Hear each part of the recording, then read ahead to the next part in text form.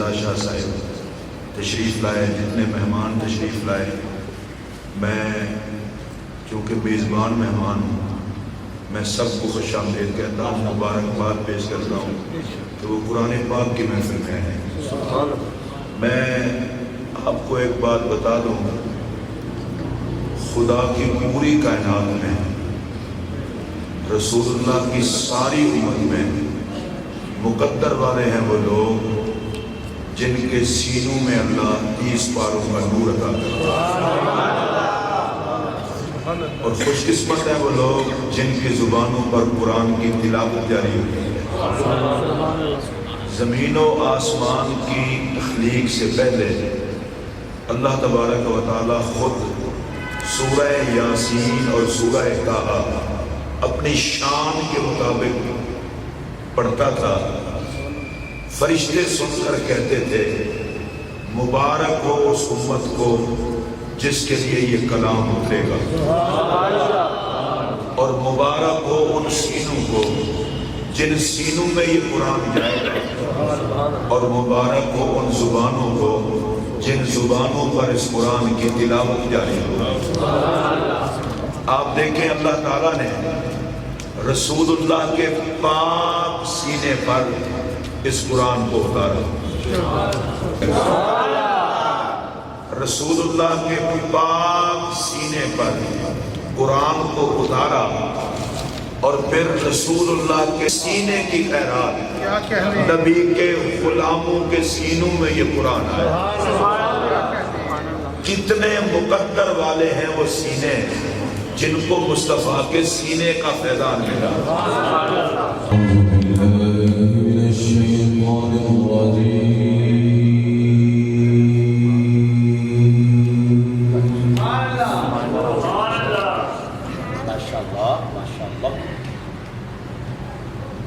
بسم الله الرحمن الرحيم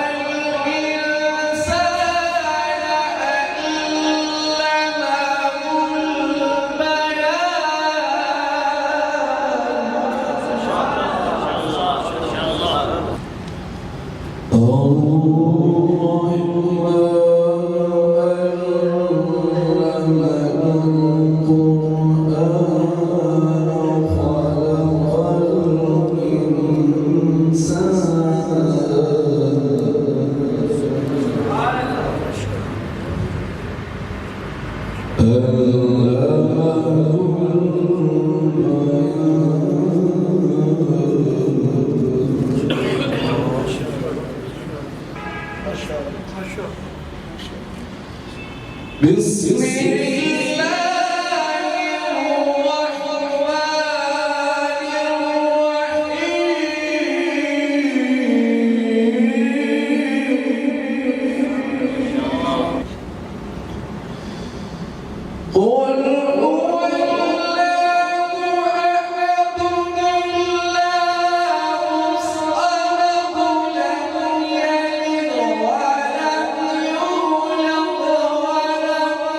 كل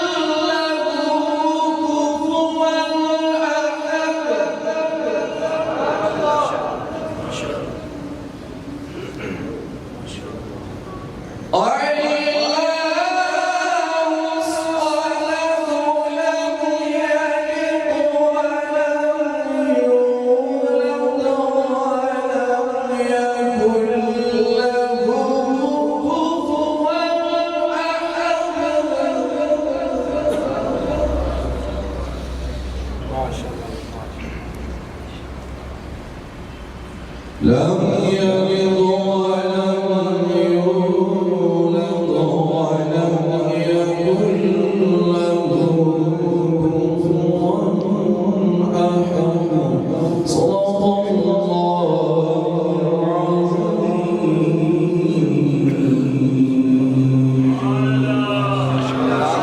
أعوذ بالله من الشيطان الرجيم.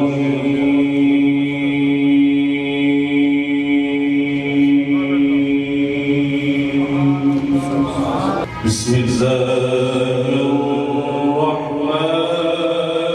الرحيم.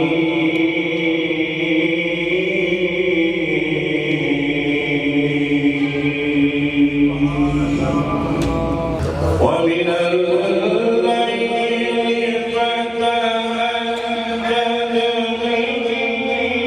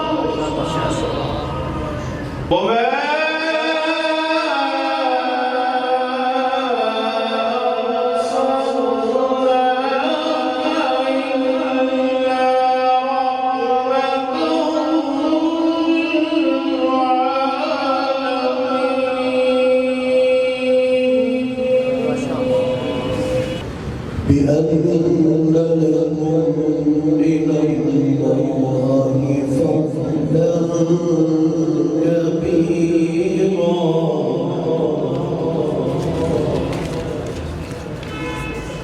ولا تطع الكافرين والمنافقين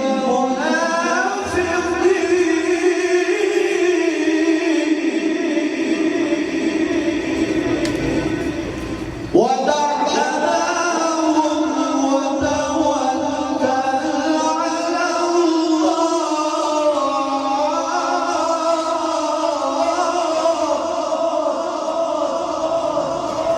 وكفى بالله وكيلا.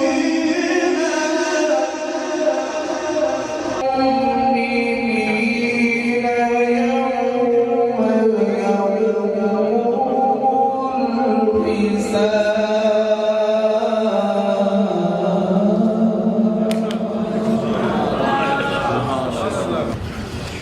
ربنا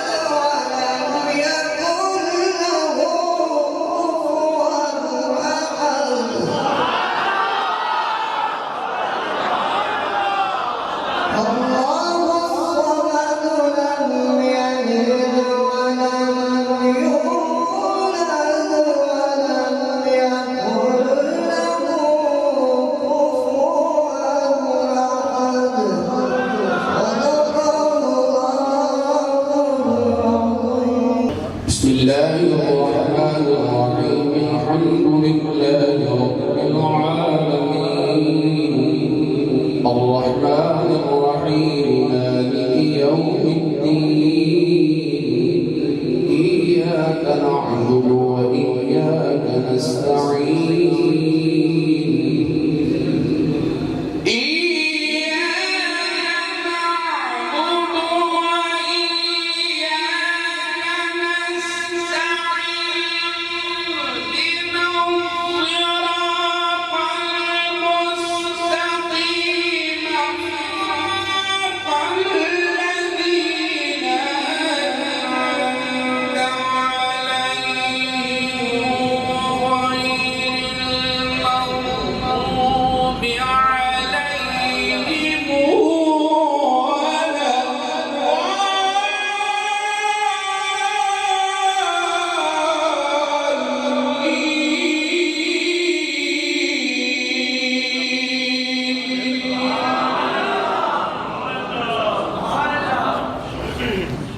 اهدنا الصراط المستقيم صراط الذين أنعمت عليهم غير المغضوب عليهم ولا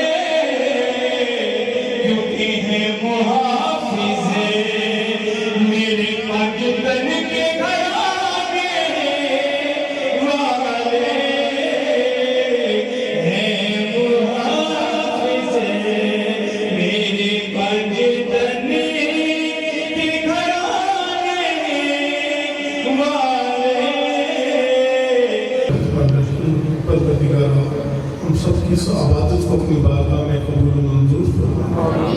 میرے اللہ اس ذکر قرآن کو، ذکر نعت کو پیارے آقا حضرت محمد مصطفیٰ صلی اللہ علیہ وآلہ وسلم کی بارگاہ میں ہدیۃً تحفۃً پیش کرتے ہیں، قبول و منظور فرما۔ میرے اللہ اس کا ثواب اہل بیت کی بارگاہ میں پیش کرتے ہیں، قبول فرما۔ پروردگارا اس کا ثواب پیارے صحابہ اکرام کی بارگاہ میں پیش کرتے ہیں۔ میرے اللہ اس کا ثواب حضور مرشدی سرکار غوث پاک کی بارگاہ میں پیش کرتے ہیں، داتا علی اجمیری کی بارگاہ میں پیش کرتے ہیں، حضرت خواجہ سید معین الدین چشتی اجمیری کی بارگاہ میں پیش کرتے ہیں۔ میرے اللہ اسے اپنی بارگاہ میں قبول و منظور فرما۔ بالخصوص میرے اللہ جتنے بھی حاضرین محفل کے بزرگان دین جو دنیا سے وصال فرما کے ہیں، اس کا ثواب ہمیں پیش کرتے ہیں، قبول و منظور فرما۔ بالخصوص آج کی محفل میں جو رسالہ صاحب علامہ مولانا محمد حنیف حسرت صاحب رحمۃ اللہ علیہ کی روح کو اس کا ثواب پیش کرتے ہیں، قبول و منظور فرما۔ میرے اللہ ان کی قبروں پر کروڑوں رحمتوں کا نزول فرما دے، ان کی قبر کو جنت کا باغ بنا دے، ان کی قبروں کو روشن اور منور عطا فرما دے، انہیں ہر روز قبر میں حضور کا دیدار نصیب فرما دے، ان کی درجات بلندی فرما دے۔ میرے اللہ جتنے بھی حاضرین محفل ہیں ان سب کے بزرگان دین کو اس کا ثواب پیش کرتے ہیں۔ پروردگارا اس محفل پاک کا صدقہ ہم سب کو حج بیت اللہ کی حاضری نصیب فرما۔ میرے اللہ ہم سب کو روضہ رسول کی حاضری نصیب فرما۔ پروردگارا اس مسجد کے تمام نمازیوں کی خیر فرما دے، جو نمازی دنیا سے وصال فرما کے ہیں، یا اللہ ان کو بخش دے۔ پروردگارا اس مسجد کے جتنے خادمین ہیں ان پر اپنا خاص کرم عطا فرما دے۔ میرے اللہ جتنے بھی حضور کے عاشق آئے، قرآن پڑھا، اللہ کا ذکر کیا، سرکار کی نعت پڑھی، سب کا پڑھنا اپنی بارگاہ میں قبول و منظور فرمائے۔ بانیان محفل غلام قادر چشتی صاحب، اقبال سعیدی صاحب پر اپنی رحمتوں کا نزول فرما دے۔ میرے اللہ ان کے رزق میں برکت عطا فرما دے۔ میرے اللہ اس مسجد کے جو ہمارے سر کے تاج ہیں علامہ مفتی محمد اقبال چشتی صاحب کو صحت کاملہ عطا فرما دے۔ میرے اللہ ان کا سایہ ہم پر ہمیشہ قائم دائم رکھنا، پروردگارا انہیں کسی کا محتاج نہ کرنا، در رسول کی حاضری اسی طرح ہمیشہ فرماتے رہے۔ پروردگارا جو بیمار ہیں اس محفل کا صدقہ انہیں شفا عطا فرما دے۔ میرے اللہ جن کے والدین بیمار ہیں پروردگارا ان کے والدین کی شفا عطا فرما دے۔ قبلہ قاری صاحب کی والدہ بیمار ہیں انہیں صحت عطا فرما دے۔ پروردگارا ہمارے صغیرہ کبیرہ گناہوں کو معاف فرما دے۔ میرے اللہ ہم سب کو قبر کے عذاب سے بچا دے۔ یا اللہ جو بے اولاد ہے انہیں اولاد عطا فرما دے، جو بے گھر ہے اسے گھر عطا فرما دے، جو بے زر ہے اسے زر عطا فرما دے۔ ہمارے بچوں کو عاشق رسول بنا دے۔ میرے اللہ ہم تمام اہل سنت کو حضور کی سنت پر صحیح طریقے سے چلنے کی توفیق عطا فرما دے۔ پروردگارا ہمارے بچوں کو عاشق رسول بنا دے۔ ہم سب کو صراط المستقیم پر چلنے کی توفیق عطا فرما دے۔ جو بے نمازی ہیں انہیں نمازی بنا دے۔ ہم سب کو قرآن پڑھنے کی توفیق عطا فرما دے۔ میرے اللہ ہمارے لبوں پہ جو دعائیں ہیں حضور کا صدقہ ان دعاؤں کو اپنی بارگاہ میں قبول و منظور فرما دے۔ میرے بچوں نے نگیب محفل نے اصلاح خان نے جو نذرانہ عقیدت پیش کیا اسے قبول فرما لے۔ قبلہ علامہ صاحب کا جو بیان تھا میرے اللہ سے اپنی بارگاہ میں قبول فرما دے۔ پروردگارہ ملک پاکستان کی حفاظت فرما دے۔ پروردگارہ ہم سب کی جو پریشانی ہے ان پریشانیوں کو دور فرما دے۔ پروردگارہ ہماری دعاؤں کو قبول فرما دے۔ بچے بچیوں نے جو امتحانات دیے ہیں کامیابیاں عطا فرما دے۔ میرے اللہ کے بچیوں کی شادیوں کی پریشانی ہے ان کے نیک اور اچھے نصیب فرما دے۔ میرے اللہ ہماری دعاؤں کو اپنی بارگاہ میں قبول و منظور فرما دے۔ اللہم صلی علی سیدنا مولانا محمد۔ ماشاءاللہ۔